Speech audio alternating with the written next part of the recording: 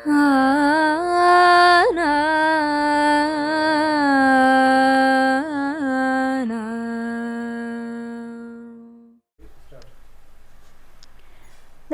Guruvayur devotees ഓൺലൈനിലേക്ക് ഒരിക്കൽ കൂടി എല്ലാവർക്കും സ്വാഗതം. മണ്ഡലകാലത്തെ അടുത്ത വീഡിയോയിലേക്ക് എല്ലാവർക്കും സ്വാഗതം.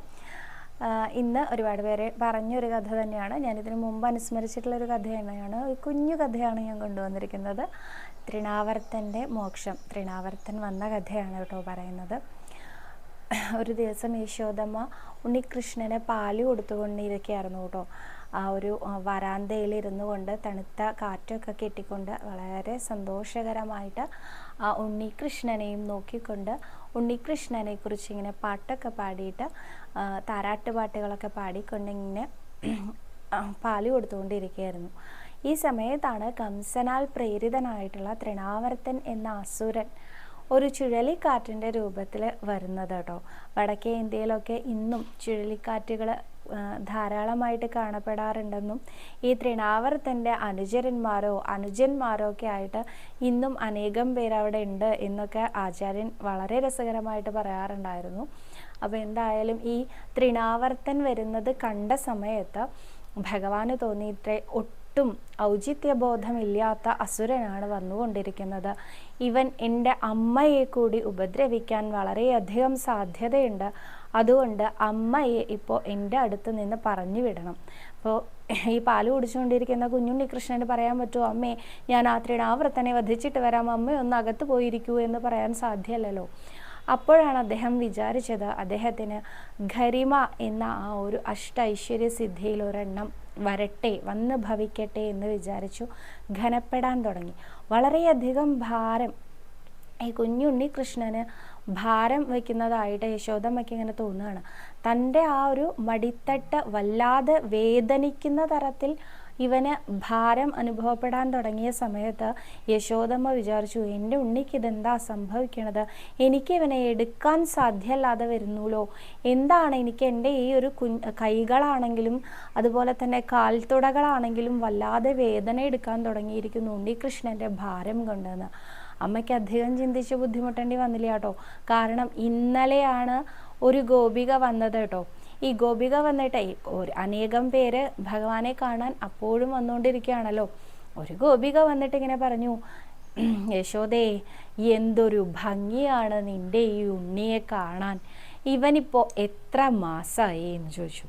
ഇവൻ ഏകദേശം 2 മാസം പ്രായമായി എന്നൊക്കെ പറഞ്ഞ സമയത്ത് ആ ഗോപിക പറഞ്ഞു, എന്നാലേ ഇവനെ കണ്ടാൽ ഇപ്പോൾ 2 മാസം പ്രായമൊന്നും അല്ലാട്ടോ തോന്നുള്ളൂ, ഇവനെ കണ്ടാൽ ഇപ്പോൾ ഏകദേശം ഒരു വയസ്സിൻ്റെ അടുത്തേക്കുള്ള ആളുണ്ട് എന്നൊക്കെ അങ്ങോട്ട് പറഞ്ഞു. പണ്ടുള്ള ആളുകൾ, പണ്ട് മാത്രമല്ല കേട്ടോ, ഇന്നുള്ള അമ്മമാർക്കും തോന്നലുണ്ടാവും ഈ വല്ലവരുമൊക്കെ ഇങ്ങനെ പുകഴ്ത്തി സംസാരിച്ചാൽ കണ്ണീർ വിടുക എന്നുള്ളൊരു സമ്പ്രദായം. നാളെ മിത്രവിന്ദയെ കൊണ്ട് കഥ പറയിപ്പിച്ച് അതിന് 2-3 ദിവസവും കിടപ്പിലായിപ്പോയി മിത്രവിന്ദ. കുറേ അമ്മമാർ എനിക്ക് മെസ്സേജ് അയച്ചിട്ടുണ്ടായിരുന്നു കേട്ടോ, ഉപ്പും മുളകും ഒഴിഞ്ഞുവിടൂ കുട്ടിയെ, ആ കുട്ടിക്ക് കണ്ണീർ തട്ടിയതായിരിക്കുന്നു. പണ്ടത്തെ കാലത്തെ യശോദമ്മ വിചാരിച്ച പോലെ ഇന്നത്തെ അമ്മമാരും അത്രയും സ്നേഹാർദ്രമായ മനസ്സുള്ളവരുണ്ടെന്ന് എനിക്ക് ബോധ്യാവുക തന്നെ ചെയ്തു കേട്ടോ. അപ്പോൾ എന്തായാലും യശോദമ്മ വിചാരിച്ചു, ആ ഗോപിയുടെ കണ്ണുകൊണ്ട് തന്നെയാണ് എൻ്റെ ഉണ്ണിക്ക് ഇപ്പം എന്തോ പറ്റണത്, ഈ കണ്ണീർ മാറാൻ, ഇവൻ്റെ ഈ കണ്ണീർ ദോഷം മാറാൻ ഞാനിപ്പോൾ എന്താ ചെയ്യുക, അകത്ത് പോയിട്ട് ആ ഉപ്പും മുളക് ഒഴിഞ്ഞിടുക എന്നുള്ള ആ സമ്പ്രദായം വടക്കേ ഇന്ത്യയിലേക്ക് എങ്ങനെയാണ് അതിൻ്റെ സമ്പ്രദായം ചോദിച്ചാൽ എനിക്ക് അറിയില്ല കേട്ടോ. ഉപ്പും മുളകിനും പകരം വേറെ എന്തെങ്കിലും ആണോ ഒഴിഞ്ഞ് ഇറക്കൽ എന്നറിയില്ല. എന്തായാലും അതിന് വേണ്ട കാര്യങ്ങളൊക്കെ നേരെയാക്കാമെന്ന് വിചാരിച്ച് ഉണ്ണികൃഷ്ണനെ എങ്ങനെയൊക്കെ പാടുകയോ അങ്ങനെ തന്നെയാണ് കേട്ടോ ആചാര്യൻ പറയാറ്. എടുത്ത് നിലത്ത് കിടത്തിയെന്നൊന്നും അല്ല പറയാറ്. ഈ എങ്ങനെയൊക്കെയോ പാടിയോ ആ ഒരു മടിയിൽ നിന്ന് ഉണ്ണികൃഷ്ണനെ അങ്ങോട്ട് നിലത്തേക്ക് മാറ്റി കിടത്തുണ്ടായി. യശോദ മാത്രമേ പറ്റുള്ളൂ, അത്ര അധികം കനാണത്രേ. അങ്ങനെ മാറ്റി കിടത്തിയിട്ട് അകത്ത് പോയി ഇതൊക്കെ നേരെയാക്കാൻ വേണ്ടിയിട്ട് പോയ സമയത്താണ് ആ കൊടുങ്കാറ്റ് അല്ലെങ്കിൽ ആ ചുഴലിക്കാറ്റ് വന്നത്. ആ തൃണാവർത്തൻ എന്ന അസുരൻ അവിടേക്ക് പ്രവേശിച്ചത്. അവൻ ഒരു സംശയവും കൂടാതെ ഉണ്ണികൃഷ്ണനെയും എടുത്തുകൊണ്ട് അങ്ങോട്ട് ആകാശമാർഗേണ പറക്കാൻ തുടങ്ങി. അങ്ങോട്ട് പോയിട്ട് ഇതൊക്കെ നേരെയാക്കി തിരിച്ചു വരുമ്പോഴേക്കും കിടത്തിയ സ്ഥാനത്ത് ഉണ്ണിയെ കണ്ടില്ല. യശോദമ്മയ്ക്ക് വളരെയധികം പരിഭ്രമം കൂടി, ഇന്നത്തെ ഭാഷയിൽ പറയുകയാണെങ്കിൽ BP കൂടി എന്നൊക്കെ പറയാം. പരിഭ്രമം കൂടി മോഹാലസ്യപ്പെട്ട് വീഴന്നെ ഉണ്ടായി അമ്മ. ആ സമയം തൃണാവർത്തൻ ആ കൃഷ്ണനെ കിട്ടിയ സന്തോഷത്തിൽ അങ്ങനെ പറക്കുകയാണ് കേട്ടോ. കംസൻ ഇനി എന്തൊക്കെ സംഗതികളാണ് സമ്മാനമായിട്ട് തരാൻ പോകുന്നത് എന്നൊക്കെ ആലോചിച്ചുകൊണ്ടിരിക്കുന്ന സമയത്താണ് ഭഗവാൻ അവൻ്റെ ആ ഒരു കഴുത്തിൽ പിടി അങ്ങോട്ട് മുറുക്കിയത്. പിടി മുറുക്കി ആ തൃണാവർത്തൻ്റെ ജീവൻ അറ്റുപോകുന്നത് വരെയും ഭഗവാൻ അവനെ മുറുക്കി തന്നെ പിടിച്ചു എന്നാണ് പറയാറുള്ളത്. അതോടെ തൃണാവർത്തൻ്റെ ആ ശരീരം നിലം പതിച്ചു. ആ നിലം പതിച്ചത് കണ്ട് ഗോപന്മാർ ഓടി വന്നു.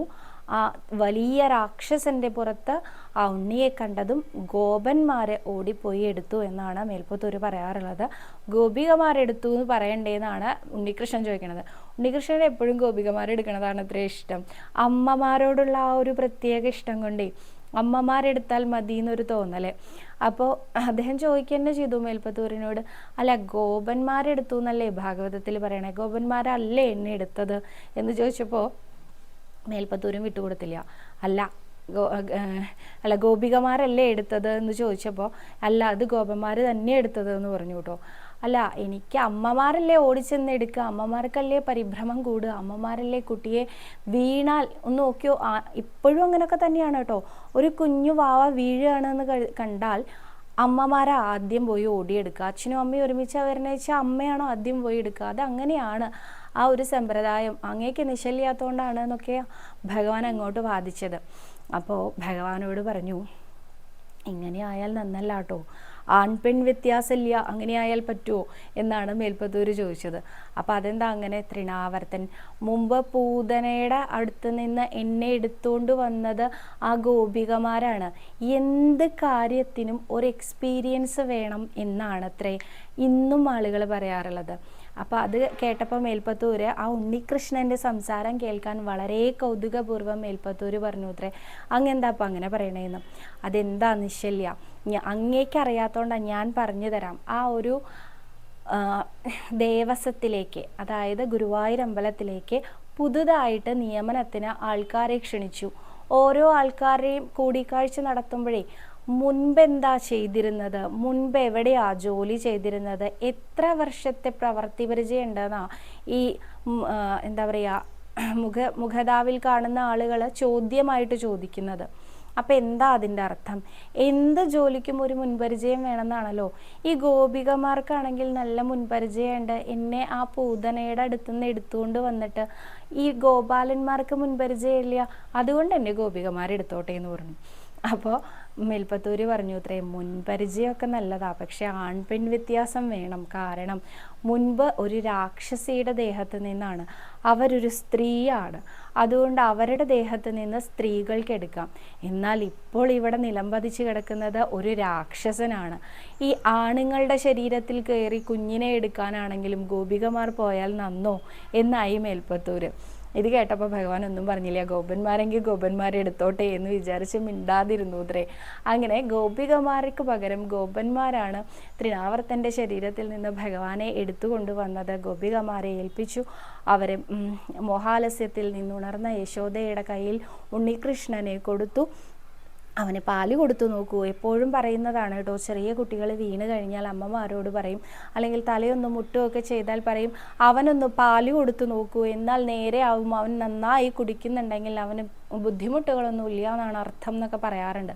അതേമാതിരി തന്നെ അവന് ബുദ്ധിമുട്ടുകൾ എന്തെങ്കിലും ഉണ്ടോ എന്നുള്ളത് പരിശോധിക്കാനായിട്ട് ആ പാലൊക്കെ കുടിച്ചു കഴിഞ്ഞ സമയത്ത് ഓരോരുത്തരും ചോദിച്ചു കേട്ടോ, യശോദേ എന്താണ് ഈ വരാന്തയിൽ അവനെ കിടത്തിപ്പോവാനുണ്ടായ സാഹചര്യം എന്താണെന്ന് ചോദിച്ചു. അപ്പോൾ യശോദമ്മ പറഞ്ഞു, എന്താണെന്നറിയില്ല, വല്ലാത്തൊരു ഘനം എനിക്ക് അനുഭവപ്പെടാൻ തുടങ്ങിയത് കൊണ്ടാണ് ഞാനിങ്ങനെ ചെയ്തത് എന്നൊക്കെ. അതൊക്കെ എത്രത്തോളം എല്ലാവരും വിശ്വസിച്ചു എന്നൊന്നും അറിയില്ല കേട്ടോ. എന്തായാലും യശോദമ്മയ്ക്ക് ആകെ കൂടി ഒരു പരിഭ്രമമായി. വേറൊന്നുമല്ല, എപ്പോഴും ഉണ്ണിക്ക് ഓരോ തരത്തിലുള്ള ബുദ്ധിമുട്ടുകൾ അനുഭവിക്കേണ്ടി വരികയാണല്ലോ എന്നാലോചിച്ചിട്ട് ആ അമ്മ വല്ലാതെ പരിഭ്രമിച്ചു. ആ ബ്രാഹ്മണരുണ്ടായിരുന്നു അവിടെ, അനേകം ബ്രാഹ്മണര് അവരെ വേദമന്ത്രങ്ങൾ കൊണ്ട് ഉണ്ണികൃഷ്ണനെ ജപിച്ച് തളിക്കുകയൊക്കെ ചെയ്ത് അതിനുശേഷം പറഞ്ഞു, ഉണ്ണിക്ക് ദീർഘായുസാണ്, അമ്മ ഒരിക്കലും പരിഭ്രമിക്കണ്ട എന്നൊക്കെ പറഞ്ഞു കേട്ടോ. അങ്ങനെ ആ അമ്മയുടെ പരിഭ്രമമൊക്കെ കുറച്ച് കൊടുക്കാൻ ആ ബ്രാഹ്മണരെ സഹായിച്ചു എന്ന് പറയാറുണ്ട്. ആ ബ്രാഹ്മണർക്ക് അനേകം തരത്തിലുള്ള ഗോക്കളെ, അതായത് പശുദാനം ചെയ്യലും സ്വർണം ദാനം ചെയ്യലും ഒക്കെ ആയിട്ട് നന്ദഗോപ മഹാരാജാവ് അവരെ സന്തോഷിപ്പിക്കുകയും ചെയ്തു. ഇനി ഈ തൃണാവർത്തൻ്റെ പൂർവ്വജന്മ വൃത്താന്തം കൂടി പറഞ്ഞാലേ ഈ കഥ ഇവിടെ അവസാനിപ്പിക്കാൻ സാധിക്കുള്ളൂ. ഈ തൃണാവർത്തൻ പാണ്ഡുദേശത്തെ രാജാവായിരുന്ന സഹസ്രാക്ഷനായിരുന്നു എന്നും അദ്ദേഹം ഒരിക്കൽ ജലക്രീഡ ചെയ്യുന്ന സമയത്ത് ദുർവാസാവ് മഹർഷി ആ വഴിക്ക് വരികയും അദ്ദേഹത്തിനെ വേണ്ട വിധം ആദരിക്കാത്തതിൻ്റെ പേരിൽ അദ്ദേഹം ശപിച്ചു, നീ ഒരു രാക്ഷസനായി മാറട്ടെ എന്ന്. എന്നാൽ സഹസ്രാക്ഷൻ ദുർവാസാവ് മഹർഷിയോട് മാപ്പപേക്ഷിച്ചതിന് പ്രകാരം ദ്വാപരാന്ത്യത്തിൽ ശ്രീകൃഷ്ണ ഭഗവാന്റെ സ്പർശനം കൊണ്ട് നിനക്ക് മുക്തി ലഭിക്കട്ടെ എന്ന അനുഗ്രഹവും ദുർവാസാവ് മഹർഷി നൽകി എന്ന് പറഞ്ഞുകൊണ്ടാണ് ഈ കഥ അവസാനിക്കുന്നത്. അപ്പോൾ നാളെ പുതിയ കഥയും കൊണ്ടുവരാം. എല്ലാവരും ജപിച്ച നാമങ്ങൾ ഇതിൻ്റെ താഴെയായിട്ട് അപ്ഡേറ്റ് ചെയ്യാൻ മറക്കരുത് കേട്ടോ. നന്ദി.